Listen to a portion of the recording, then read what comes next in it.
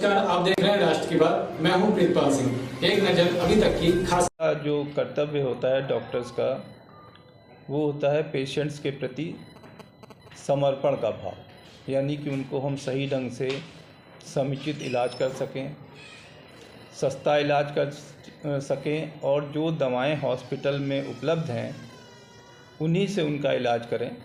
बाहर से उनको अनावश्यक रूप से दवाएं न लिखी जाएं। ये मेरी पहली प्राथमिकता होगी। ठीक है। दूसरी प्राथमिकता ये होगी, नमस्कार, कि यहाँ पर हॉस्पिटल में सफाई की व्यवस्था समुचित हो, और इसके लिए हम लोग भी प्रयास करेंगे और मरीजों को भी इसके लिए एजुकेट किया जाएगा कि मरीज़ भी थोड़ा सा ध्यान रखें। कई बार क्या होता है, मरीज़ और उनके रिश्तेदार खुद ही बहुत ज़्यादा गंदगी कर देते हैं, जैसे कि लोग पान मसाला खा खा के आ जाते हैं और जगह जगह थूका करते हैं।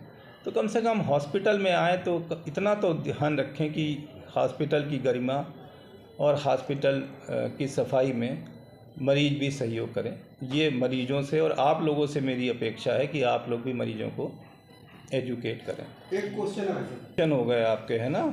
एक डॉक्टर गुप्ता से संबंधित हो गया कि ये जो साइकिलें चोरी हो रही हैं, एक डॉक्टर विनोद से संबंधित हो गया।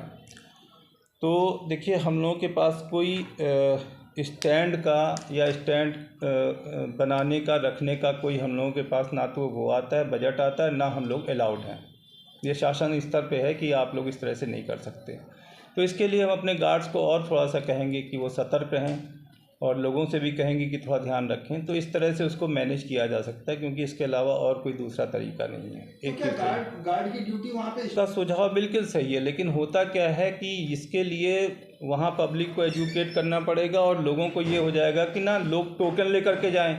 लेकिन ज़्यादातर लोग उसमें क्या करेंगे, गाड़ी खड़ी करके भाग गए। उन्हें लग रहा है उनका मरीज़ सीरियस, उनसे कहेंगे टोकन लो, ये करो, वो करो, तो उनको दिक्कत होगी। फिर भी आपका सुझाव जो है उसको ध्यान में रखा जाएगा, और हम लोग सोचेंगे कि हम लोग उसको कैसे कर सकते हैं। ठीक है।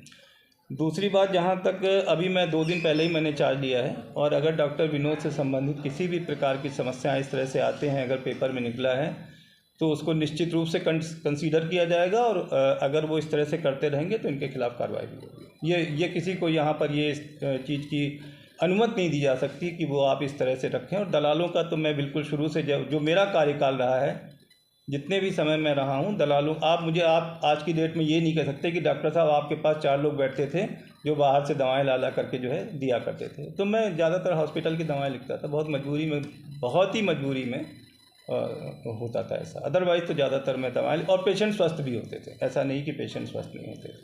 तो बिल्कुल अगर ऐसा है तो उनके खिलाफ़ कार्रवाई, और अगर यहाँ से नहीं होगा तो उच्च स्तर पर शासन को भी इंगित किया जाएगा कि इस तरह से हम किसी को छूट नहीं दे सकते।